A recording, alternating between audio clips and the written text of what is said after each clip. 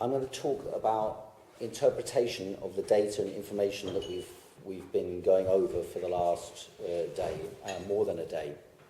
And there are different directions which have emerged during the discussion and analyses about where you can locate the information that we're receiving from different quarters.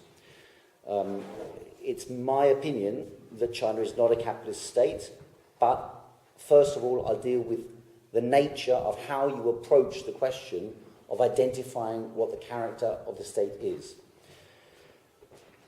I think there are two basic strands which are generally adopted, and the first strand is to say that China was a socialist state, and that at some time when Mao fell, between 1979 and 2001 or 2005 or 2006, the regime in China became so overwhelmed with the weight of capitalism within the economy and so corrupted by the relationships with capitalism, both national, external Chinese investors, overseas Chinese investors, Hong Kong Chinese capital, Taiwanese capital, and foreign capital, that the internal disintegration of the Communist Party caused the creation of a new type of state which basically serves capitalism. It may appear to be the same as the old state because it uses the same name and the same structures of power, but it has adopted the defense as a primary mechanism, the defense and promotion of capitalist social relations and the maintenance of those relations. That's one strand of thinking that exists quite widely in amongst left-wing circles, but also within a lot of bourgeois commentators. They also say the same type of argument.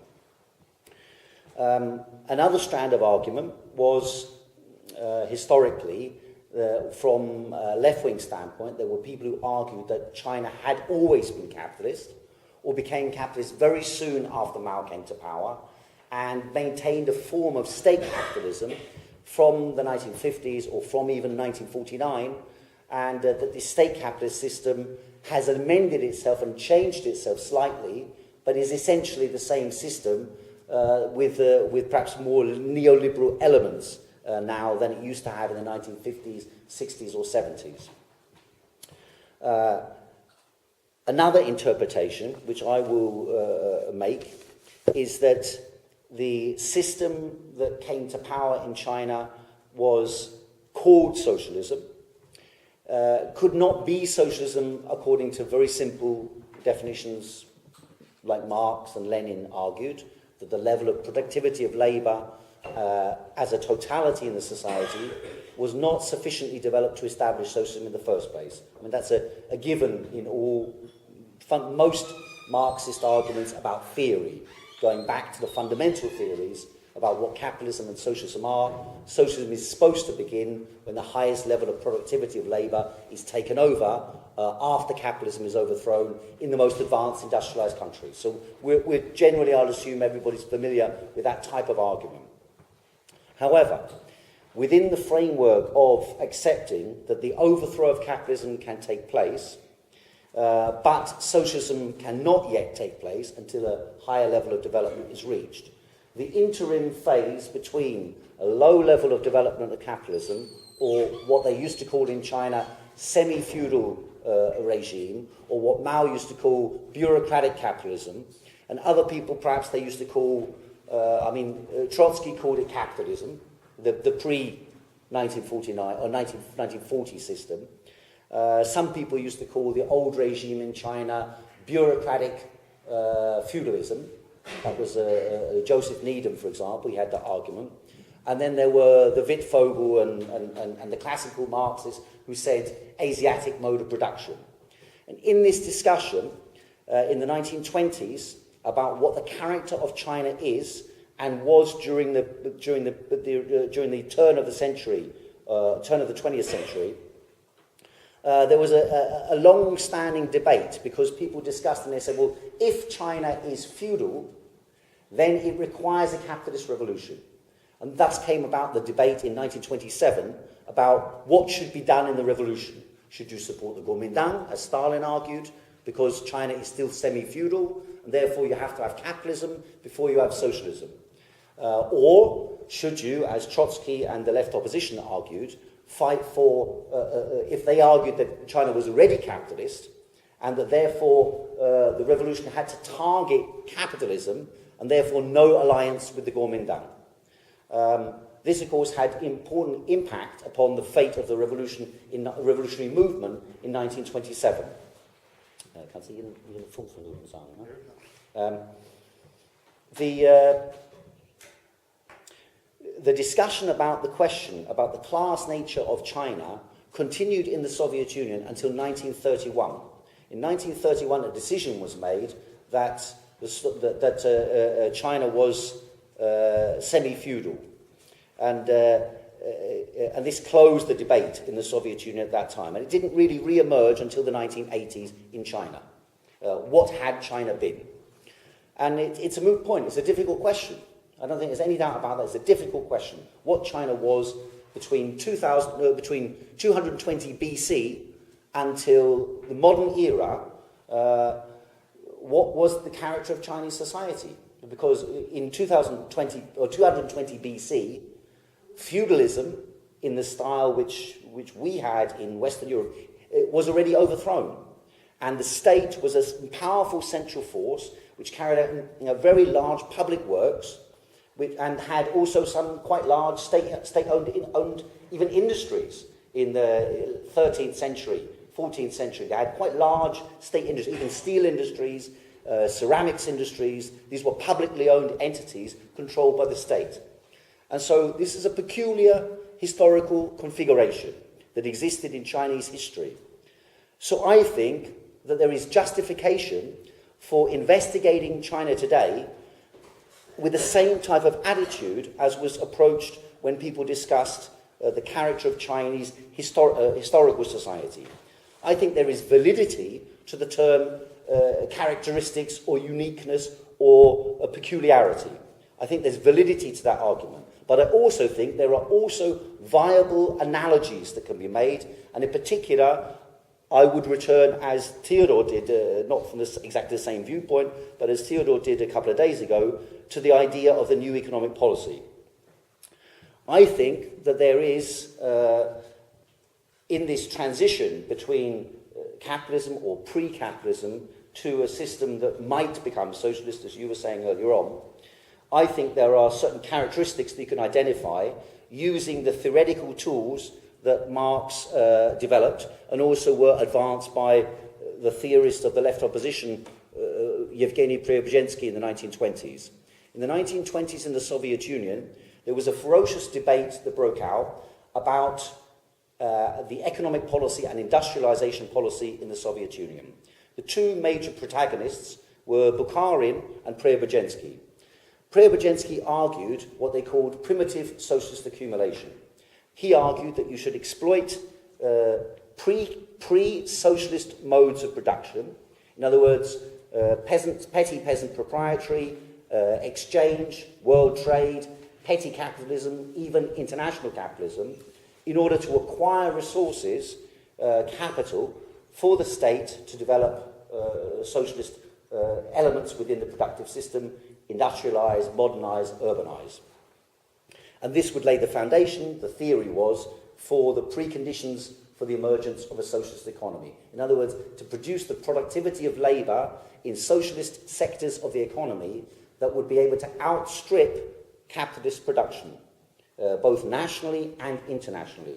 It would do this by monopolising the key sectors of the economy, unifying the strength of the public sector, the banking system, large-scale industry, different sectors which have a lower productivity of labour than their competitors, but as a unified force are more powerful than the competition. That was the theoretical basis for what they called socialist monopoly or socialist state monopoly within this, what they call primitive socialist accumulation.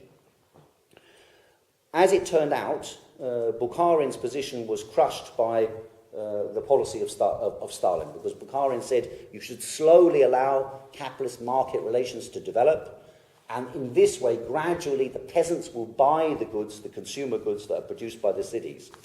Preobrazhensky had argued that you should more rapidly industrialize on the basis of exploiting the peasants, because by exploiting the peasants, it wasn't meaning rob the peasants. It meant because the peasants had no more landlords, then you could charge this difference between what the old order used to get, the landlords used to get, and what the new order offers, as well as providing them with resources, technology, tractors, and so on.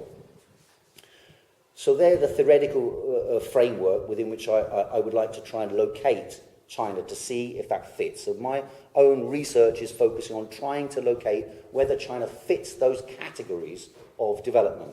And I think the evidence is there that it does, but there's a lot of counter-evidence. I don't deny that. There is a lot of evidence that China is exceptionally capitalistic. One example, the majority of workers in China work in capitalist enterprises on wage labour. So if that's your criteria for defining capitalism, China is capitalist. Right? No doubt about that. If your criteria for capitalism is that the law of value applies in China, in the sense of the wages are determined by the amount of labour time required to produce the worker, then generally that applies. But as Rolf has just pointed out, there are restrictions imposed on that by the party and state, which do also affect and amend that law, just as they do in Europe or in some countries where they have minimum wages and trade union rights and so on. But in a rather peculiar form in China, if you compare that, for example, with most less developed countries at the same level of productivity of labour. So there's a slight amendment to the idea that the law of value exists, but it is amended in China. Then if you take a macro level, does the Chinese economy abide by the general cycles of capitalism that are visible elsewhere in the world? Now, there are arguments about what causes economic crisis. Within Marxist circles, there's a big debate internationally about the cause of the last economic crisis. One tendency, which I happen to agree with, is that the theory of the tendency for the rate of profit to fall is the governing tendency that causes the crisis that we saw also in 2007, 2008. There are people who disagree with that, but there are people who provided significant amount of evidence for that idea. If that is true, if that theory explains the causes of capitalist crisis, then why does China not abide by the same economic problems? You could argue that it's because they acquired sufficient reserves in advance of the economic crisis in 2007 to invest those reserves in a Keynesian program desperately trying to maintain the capitalist system in power in China. On the other side, you could also argue that because China has publicly owned entities, that actually the profits in the Chinese state-owned enterprises are not really profits. They are state entities bringing together artificial profits in the same way as the Soviet Union could produce artificial profits if they decided to declare that a company was to function on a profit basis. Then the bank gives them such a cheap loan that it becomes profitable to operate. And in Chinese circumstances, given the fact that 75% of all bank loans from the state go to the state, it's clearly a case that there's not an open market for credit, for example, in China. It's a state credit market. It's not available to the private sector. The private sector functions on the black, on the illegal or shadow banking system. So the profit rate in China actually, a few years, I haven't studied in the last couple of years, but a few years ago when the economic crisis hit here, the profit rate was actually quite low, very low in the large companies. But the state continued to invest massively in those large enterprises. And they manufactured high returns. The profits of the three largest companies in China are larger, they're all state-owned companies, they are larger than the total profits of the largest 500 private companies in China. I've got the statistics here in relation to... Including banks, or what kind of... what? I think it's China Mobile, I think it's at the time I did the study on that, petrochemical and... So I don't think there were any banks in there, actually, in those three, but I could be wrong, I'll check, yeah? I can't tell you now, but I could check. But again, I'll emphasise that a bit more in relation to the scale of the enterprises. I did a study of the largest 150 enterprises in China, of the largest 150 enterprises in China, this is the assets. 25% of all the assets of the largest 150 companies are in, sorry, what was I going to say? Central state-owned enterprises control 25% of all the assets. 69% of the assets are controlled by state-owned enterprises, not at the central level. And less than 7% of enterprises in the top 150, less than 7% of the assets of the top 150 enterprises are owned by private sector or possibly private sector enterprises. So that's the overwhelming majority, 69 and 25, what's that, 94% of all assets of the largest 150 companies are publicly owned, state-owned enterprises. Why is that relevant? Of the largest 500 companies, 84% of all the assets belong to the top 150. The largest private enterprises are all a lot smaller, a lot less influential than the state. Why is this relevant? Because the concept of commanding heights. Now, you could argue that the commanding heights of the economy, even though they're state-owned, act like private companies. They employ workers, they pay them wages, they seek out marketplaces, they operate, the managers are told to try and make profits and so on. So they behave like capitalist enterprises. That's a reasonable argument. Then you could argue that therefore China operates a form of state capitalism, maybe like Bismarck, or maybe like Japan in the turn of the 20th century. That's a viable argument. I don't agree with it, but it's a viable argument. I don't agree with it because of the way in which these entities are used by the state has a peculiarity which doesn't really resemble what happened in Japan or what happened in Bismarck. Although Bismarck, obviously, he introduced laws on pensions and all this sort of thing. But nothing like the scale of what we're seeing in China at the present time. Marx, of course, argued the law of value would dominate as a general organizing principle of society.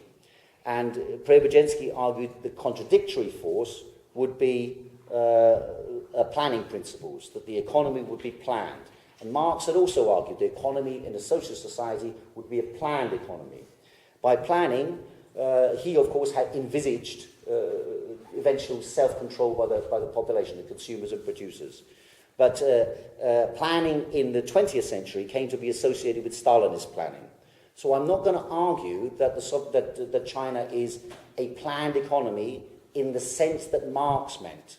But I am going to argue that it's a planned economy in the essential aspects that similar to the Soviet Union or Eastern Europe in the 1980s or 1970s or 1960s, in the sense that the commanding sectors of the economy are dominated by publicly owned enterprises, controlled by the party, controlled by the bureaucracy, and controlled by the state. And it is those forces that dominate the direction in which the economy takes. A planned economy, according to Preobrazhensky, differentiates itself from the law of value of a privately owned so-called free market economy in the pure sense, and it's a pure theoretical sense, not the specific realities in each condition, in the sense that under the law of value, under a capitalist economy, the market regulates. Crisis, expansion, contraction is determined by these factors. In a planned economy, the advantage of the plan is that you're able in advance to predict the rate of growth, the expansion, contraction, and and you can foresee the consequences in advance and take actions. And in this way, what you predict for the economy can be implemented. And I think if you look in that respect, I think you can say that China certainly fulfills those criteria. There is a document that was published I received a couple of days ago, it was published last year, Hellman, I think it was called, Stephen Hellman or something? Sebastian Hellman. I read the other day about planning, and he basically argued, and he's not from the same type of political direction as myself, but he was arguing that the planning system, rather than being destroyed, has actually been strengthened since 1992. They implemented a series of reforms in the way they organized the planning system, and they reduced the amount of things that they plan, but in this way they concentrated on resources which were able to make their planning more precise and efficient. And I think that quite adequately summarizes what's really going on, is that they've reduced the amount of sectors that they have a direct control over, but these sectors are decisive sectors for the fate of developing the economy. And in this way, by having control over less, but more precision in the utilization of what they have, the planning system has actually been refined under the Chinese system in a way that they were never able to achieve in the Soviet Union, because they took too much under their control. It's a different question to the question about democratic workers' control. This is a slightly different issue that can be discussed, and I think there are elements that emerge automatically towards that direction, because alongside the method that they've used for developing the planning system, they have also simultaneously developed a very large working class. And this balance of class forces has played a decisive role in maintaining the position of power of the Communist Party vis-à-vis possible capitalist alternatives that might emerge, as they have in many other countries. So that's the fundamental framework, if you like, from which I've been trying to look at and analyse what's happening in China. And I think it provides a basis. It may not be perfectly correct, but it provides a basis for understanding better the dynamics of the system in China. Because I think one of the things that's been noticeable is that the analyses of China that have been made by both most of the left and certainly most of the bourgeois analysts have constantly predicted a collapse of the regime, in particular based upon the concept of an economic collapse. But all the predictions of economic collapse have been confounded, and I think that needs explaining, and one method for explaining that is what I've attempted to outline, I think.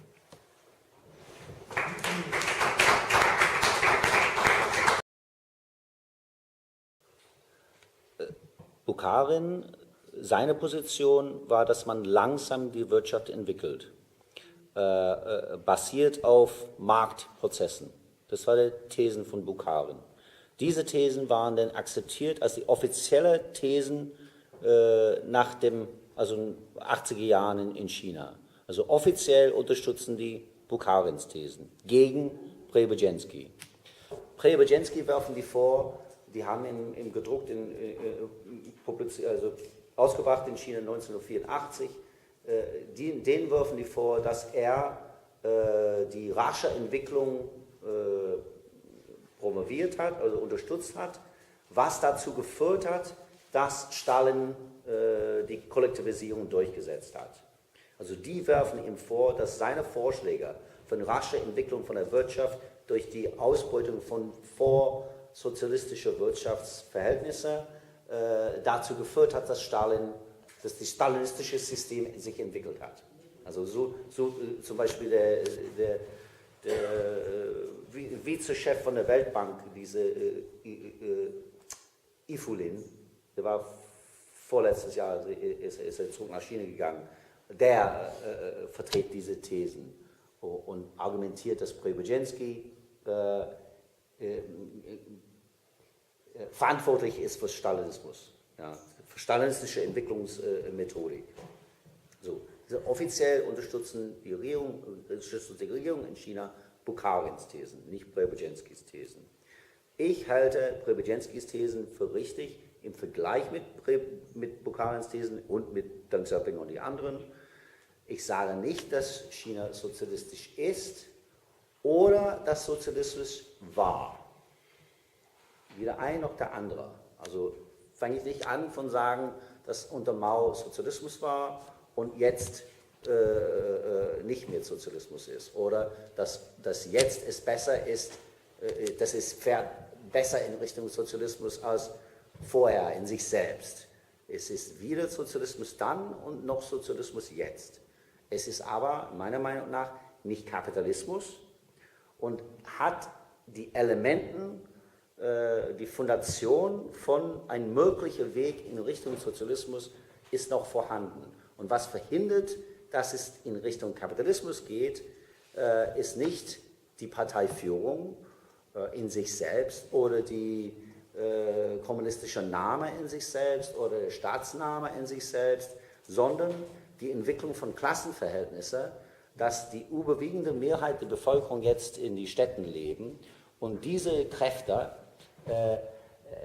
exercise, also die haben so eine Auswirkung auf die politischen Verhältnisse in China, so dass die Kapitalisten, obwohl es sehr viele Kapitalisten, ich weiß nicht wie viel, 1 oder 2 Millionen jetzt Kapitalisten, also Millionäre gibt, Dollar-Millionäre, glaube ich, und ein paar hundert Billionäre, so Milliarden, wie sagt man das?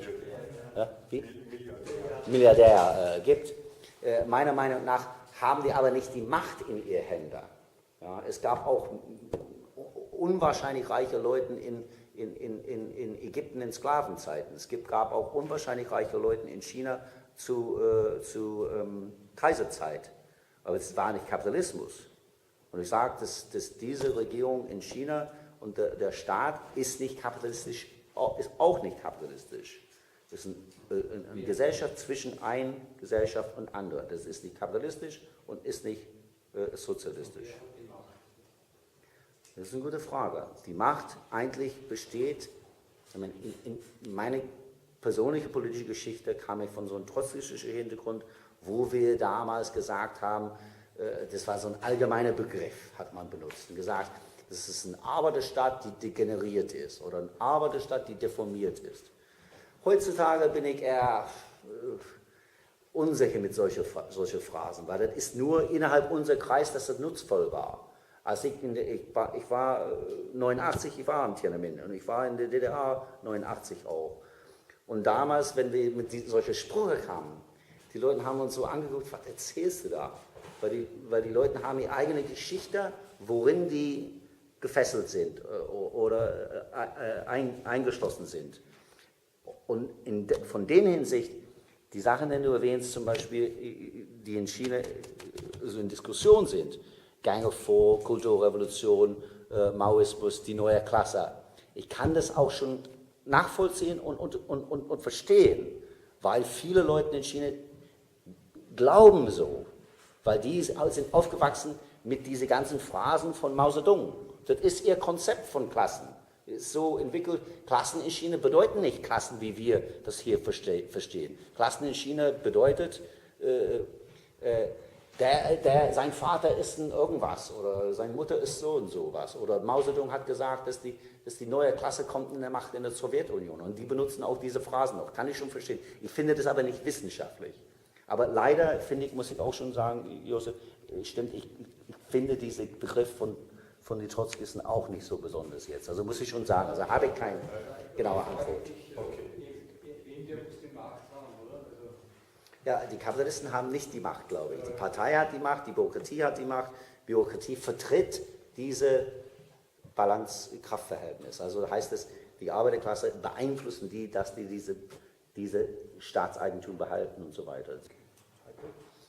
Also zur Frage von Plan, also würde ich erstmal nur sagen, also wenn man analysiert, was die vorausgesehen habe, ich kann mich noch erinnern, Ende der 80er Jahre habe ich erstmal das studiert, was die für Pläne haben. Wir haben so ein Buch gehabt, China 2000, und ich muss schon sagen, dass fast alles, was die vorausgesehen haben, ist zustande gekommen. Eigentlich ein bisschen mehr, aber die haben damals gerechnet mit 6,5% oder 7% Wachstum, haben wir aber überschritten. Wenn man analysiert, was die da vorgeschlagen haben in der 11-Jahresplan, fast alles, was die vorgeschlagen haben und gesagt haben, dass Binding Targets sind, haben die erfüllt. Was Binding Targets waren erfüllt. Die waren erfüllt, weil die Kadern kriegen ihre Position hauptsächlich ist abhängig von, ob die erfüllen die Planungshinweisen oder Ziele, ja. Die mussten diese Ziele erreichen, sonst würden die nicht, gehen die nicht hoch in den Apparat. Die kriegen nur ein paar Jahre das zu machen und mussten das machen. Interessant in diesem Artikel von Heilmann, bitte, Stefan Heilmann? Sebastian Heilmann, interessant darin fand ich, dass die 5-Jahresplan so einen Prozess hat. Ja. Fängt an 3 Jahren vor dem Plan, wenn der Plan kommt, es kommt vor die Regierungswechsel. Also Regierungswechsel kommt rein und die müssen den Plan noch an den Plan halten. Also die politische Veränderungen bleiben immer noch am Bahn, die die Bürokratie schon entscheidet hat, durch den Planungssystem. Und das Planungssystem betrifft jeden Bereich von Gesellschaft, also alle Bereiche, besonders also von oberen bis unten ist alles irgendwie einbezogen in diese Planungsmechanismen. Ich habe irgendwas dazu geschrieben und kann auch Dokumente dazu schicken. Darf ich nachfragen? Das ist jetzt unspezifisch. Das kannst du nicht machen. Das geht nicht. Dieses Argument geht nicht. Du kannst nicht sagen, es ist, also sozusagen, ja, Argumentation, das kannst du eins tun. Dieses Beispiel. Ja, genau, du müsstest sozusagen nicht, weil das, sozusagen, wenn der Staat so einen Fünfjahresplan macht, dann kann das genauso heißen, er muss auf etwas reagieren, was passiert. Er muss zum Beispiel auf globale ökonomische Prozesse reagieren, die Ja, auf das Staatsunternehmen einwirken und er plant dann und dann großartig, wenn er das voraussehen kann und die Möglichkeit, die Kapazitäten hat, also dass der chinesische Staat Kapazitäten hat, die Wirtschaft zu beeinflussen. Das bezweifle ich ja nicht. Aber du musst sozusagen argumentieren können, dass das zentrale Moment wirtschaftliche Entwicklung beruht auf Steuerung. Genau, das geht nicht, wenn du sagst, naja, es ist ja, so. ja, ja. Also, da stimme ich überein. Also diese Mechanismen benutzen die großen Firmen, also zum Beispiel sind unterordnet von dem Staat. Die ganzen großen Firmen sind kontrolliert von Partei. Die Kader, die Leitung von diesen Firmen kontrollieren, sind auch Parteiangestellte. Zum Beispiel die 121 großen Firmen in China sind die Führung von dieser Parteien haben Positionen, so wie ein provinzialer Chef, selbe Position, so wie ZK-Mitglieder. Und die Entscheidungen über was diese Firmen machen, würden auch im ZK gemacht. Also so wie ein Kabinett von der Führung von Österreich oder England. Da entscheiden die, was passiert mit der Wirtschaft. Und die entscheiden über fast alle Bereiche, zum Beispiel von Entwicklungsprozessen, Ökologie, Bildungsentwicklung, Arbeitslosigkeit, Arbeitsprogramme und so weiter. Also also im Vergleich mit anderen kapitalistischen Ländern muss man schon sagen, dass was die schon voraussehen, was die machen und was die denn machen, trifft viel mehr hin als zum Beispiel Indien haben ja auch 5-Jahre-Plan, aber passt nicht hin zu was sie sagen. Die sagen irgendwas und machen irgendwas vollkommen anderes. Okay.